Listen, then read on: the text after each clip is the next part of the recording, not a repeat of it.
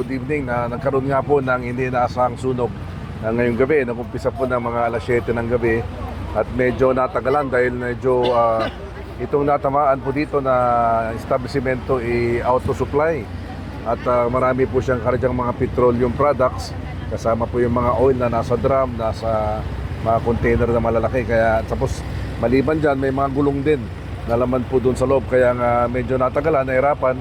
Halos marami pong mga kapwa munisipyo rin, kasama pong Dagupan, ang dumating dito para po tumulong sa pag-apula po ng sunog, no? So, more or less mga 7, mga alas 7 po, no? Shortly after 7 po siguro, more or less, ay nag-umpisa po yung sunog. At ngayon, fire out po, dineklara kanina, around 11:19 p.m. So, medyo matagal po. Nahirapan po sila dahil nga sa lakas at saka hindi patuloy pong may sumasabog dahil po ito po isang auto supply na isang very popular na auto supply po ito at dinadayo din, hindi lang Manawag, mga ibang mga lugar din dito pumupunta para bumili po ng kanilang mga kailangan spare parts. Pag-uusapan po yan, unang-una po itong ating mga kapwa ibang bayan na tumulong po dito, pinapabot natin ng pasasalamat mula sa lokal na pamahalaan. Kung napansin nyo po, medyo madulas po itong daan dahil nga maraming oil spill nung saksakan po ng sunog ay sumabay po at sumasabog. Talagang umuulan ng oil po dito, kaya nga po medyo madulas. Marami nga pong nagpumilit na mga motorsiklong single at minsan may mga 5-6 na po natatumba dahil medyo may katigasan ng ulo. Pero pati nga po yung mga four wheels, pinagbawalan munang pumunta dito ngayon, dumaan. Though ito po yung national highway, pero mas prioridad po yung kaligtasan ng lahat. Dahil nga napakadulas po ito, no? At balak po, hindi po iwanan ng ating mga kapwa fire trucks galing sa ibang bayan. Iwawashing po ito lahat, no? At bukas ng umaga, ang plano po namin, medyo tapunan po ito ng konting buhangin, no? Para dumikit at hugasan po ulit, no?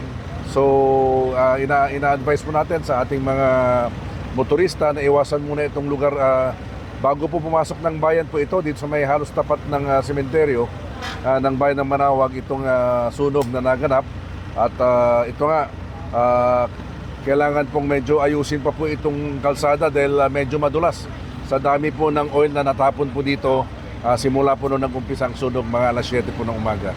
So, kami po ay nakikiusap sa kooperasyon po ng lahat, sa ating mga motorista. Siguro hanggang bukas po ito na medyo i-restrict ang pagdaan po dito. Siguro mga konti lang, mga maliliit na, siguro malapit lang. Pero sa ating mga malalaking four wheels po at mga nagbabiyahe, maliban sa pag-iwas, ay yung siguro sa mga nadaanan ng mga fire truck, medyo konting ingat po tayo dahil nga madulas po. Dahil dumikit din po sa gulong ng ating mga fire trucks. No, kanina nga po may mga nag-skid na rin na mga fire trucks na sa bilis po nila dahil sa pagdala ng tubig, medyo may mga muntik na pong nag-skid at medyo muntik na natapon sa shoulder ang mga ibang mga fire trucks. So mula po dito sa bayan ng Manawag, kami po nagpapasalamat sa ating mga kapwa LGUs ng probinsya ng Pangasinan. Kasama po ang PANDA na nandito rin po, ever supportive po, ay pinagtulong-tulungan po itong nangaganap nga at hanggang ngayon nga kakadeklara pa lang po ng fire out ng 11:19 ng gabi at nandito pa po halos sila lahat at ngayon nga ang nangyayari po ngayon dito ay linis, tinatanggal po itong oil neto pero talagang hindi makukuha ng isang beses po ito.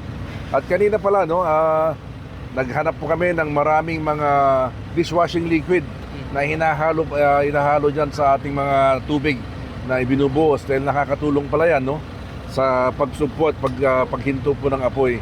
So yun po, at napakaraming tao pa rin po ngayon dito, marami pa rin po, pero medyo nabawasan na rin dahil medyo maghahating gabi na. But again, kami po rin nagpapasalamat sa ating Panginoon dahil nga kahit pa paano wala pong naitala so far na nasaktan. Pero ang sa tingin po at estimate, no, mga partial estimate o rough estimate po, talagang naubos po itong tindahan po ng auto supply dito po sa malapit. Isa pang kinatakutan kanina dahil nasa halos harapan po ito ng isang gas station, no? Kaya nga po all the more na talagang naging nabahala po lahat At sabi namin, yung iba talagang maraming usi as usual, pero cooperative naman lahat at nakinig. Yung mga medyo matigas ang ulong nagmotor, ipinilit mong pumasok, yun po, meron po mga 4 o 5 na talagang hindi mo control dahil napakadulas ng daan po dito na nakapatong na oil dito sa asfalto po dito sa papasok ng bayan ng Manaoag. Opo, kauna-unahan po ito na insidente ng sunog at again, dito po sa lokal ng pamahalaan, nandito po ang aming mga responders, pati medical, nandito ng ating MDR, sila po yung head commander ng operations po sa pagsugpo ng sunog ngayon.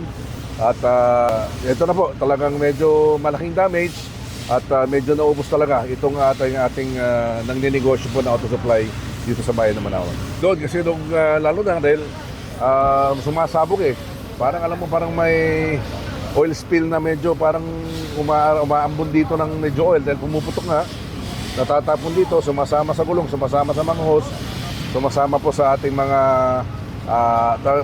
marami pang Manila pa sa sumabog din, natapon-tapon, umabot to hanggang doon sa may tulay, no? Hindi lang po dito bago magtulay, hanggang doon sa may tulay mismo ay umabot po doon yung oil spill na nakakalat po dito sa asfalto papasok po ng bayan ng Manaoag. Kaya nga po pinagpasyad po namin na medyo temporarily i-suspend muna at isara ang pagdaan po dito hanggat talagang may siguro. Dahil isa pa po dito, itong area po na sunog ngayon, pababa, no? Medyo isa pa po yan, isang dahilan kaya kailangan po namin ipahinto muna at pasara para po wala pong madisgrasya dito po sa oil spill na nanggaling po sa ating nasunog na auto supply dito sa bayan ng Manaoag. Posible pong umabot hanggang bukas itong pagpapasara? Posible po dahil hating gabi na po ngayon at nakita naman natin talagang pilit po natin, no, nililinis. Kung makikita niyo, may focus niyo po yun, no? So, yun po yung ating dishwashing liquid, no, na bubugaan. So hopefully, no, sa tulong ulit ng ating mga BFP at kapwa LGUs ng ating karating bayan, kasamang Dagupan, no, tutulong po sila para mailinis po ito at maging gawing ligtas bago po ito tuluyan pumuksan sa mga motorista po na dadaan dito.